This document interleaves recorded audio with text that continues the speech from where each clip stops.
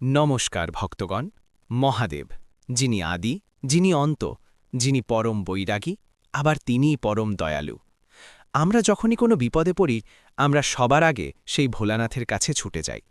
কিন্তু আপনি কি কখনো ভেবে দেখেছেন, যারা মহাদেবের সবচেয়ে বড় ভক্ত, যারা দিনরাত তার নাম জপ করে, তাদের জীবনেই কেন সবচেয়ে বেশি ঝড় আসে? কেন শিবের পরম ভক্তদেরই বারবার কঠিন পরীক্ষার সম্মুখীন হতে হয়? মানুষ ভাবে, আমি তো কোনো পাপ করিনি, তবে কেন আমার সাথেই এমন হচ্ছে? শিব পুরাণ এবং উপনিষদের গভীরে ডুব দিলে এর এক অদ্ভুত উত্তর পাওয়া যায়। মহাদেব যাকে সবচেয়ে বেশি ভালোবাসেন, তাকে তিনি সাধারণ মানুষ হিসেবে রাখতে চান না, তাকে তিনি হীরা বা স্বর্ণের মতো উজ্জ্বল করতে চান।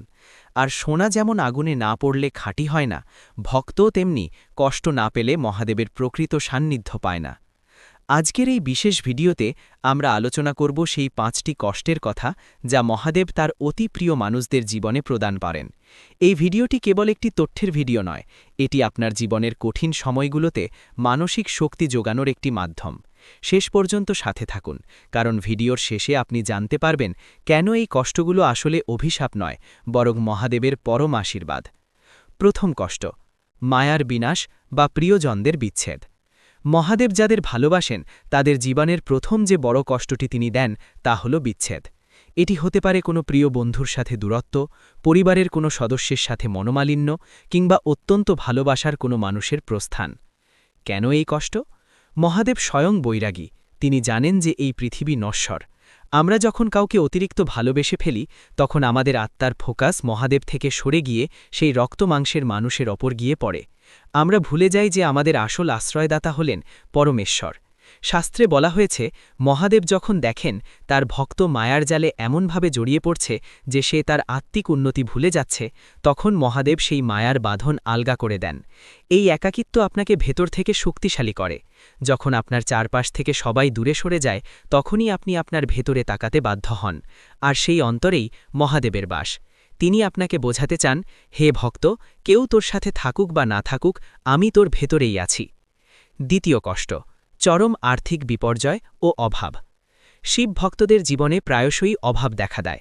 আপনি হয়তো অনেক পরিশ্রম করছেন, সৎ পথে চলছেন, তাও আপনার ধন সম্পদ বৃদ্ধি পাচ্ছে না বা অর্জিত সম্পদ নষ্ট হয়ে যাচ্ছে। লক্ষ্মী দেবী হলেন সম্পদের দেবী, কিন্তু মহাদেব হলেন ত্যাগের দেবতা। তিনি কেন তার ভক্তকে দরিদ্র রাখেন? এর কারণ হল অহংকার দহন। সম্পদ মানুষের মনে অজান্তেই রাজসিক অহংকার তৈরি করে। মানুষ ভাবতে শুরু করে, আমিই সব করছি। মহাদেব যখন দেখেন ভক্তের ভক্তির পথে সম্পদ বাধা হয়ে দাঁড়াচ্ছে, তখন তিনি তা কেড়ে নেন। তিনি দেখতে চান, আপনার যখন কিছুই থাকবে না, তখনও কি আপনি তাকে একইভাবে ডাকবেন? শ্মশানবাসী শিব নিজে ছাই মাখেন, কারণ তিনি দেখাতে চান যে বাইরের আড়ম্বর মিথ্যা।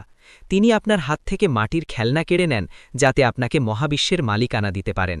যারা এই অভাবের সময়েও ধৈর্য ধরে মহাদেবের নাম নেন, মহাদেব তাদের এমন সম্পদ দেন যা কোনো চোর চুরি করতে পারে না, তা হল সন্তোষ বা মনের শান্তি।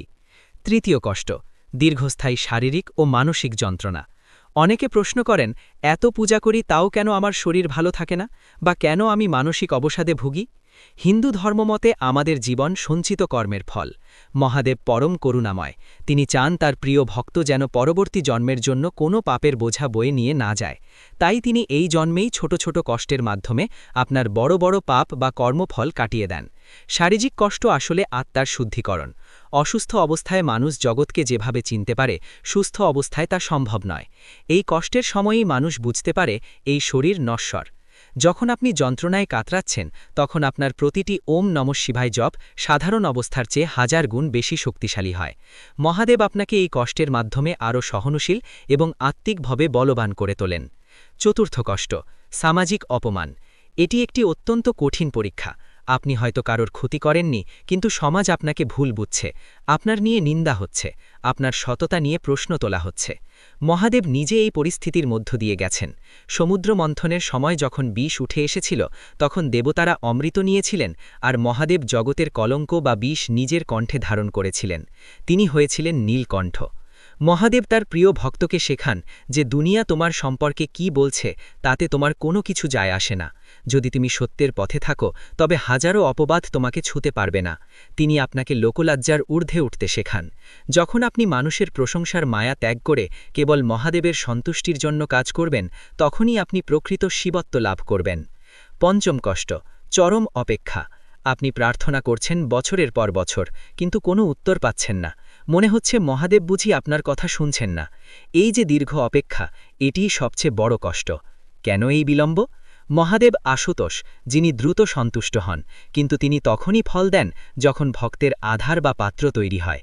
একটি ছোট পাত্রে সাগরের জল ধরা সম্ভব নয়। মহাদেব এই দীর্ঘ অপেক্ষার মাধ্যমে আপনার ধৈর্য ও বিশ্বাসের পাত্রটিকে বড় করেন।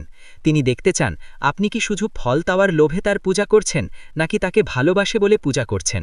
যখন আপনার ধৈর্য চরমে পৌঁছাবে, যখন আপনি ফলের আশা ছেড়ে দিয়ে কেবল ভক্তিতে মগ্ন হবেন, তখনই মহাদেব তার কৃপার দ্বার খুলে দেবেন। মনে রাখবেন, মহাদেবের বিচার প্রক্রিয়ায় দেরি হতে পারে, কিন্তু সেখানে অবিচার নেই। তাহলে ভক্তগণ, এখন নিশ্চয়ই বুঝতে পারছেন কেন মহাদেব তার প্রিয়জনদের এই কষ্টগুলো দেন। এই কষ্টগুলো কোনো শাস্তি নয়, এগুলো হলো মহাদেবের সার্জারি। একজন ডাক্তার যেমন রোগীকে সুস্থ করার জন্য অপারেশন করেন এবং তাতে সাময়িক ব্যথা হয়, মহাদেবও আপনার আত্মাকে মায়া, মোহ এবং অহংকার থেকে মুক্ত করতে এই কষ্টের অপারেশন করেন।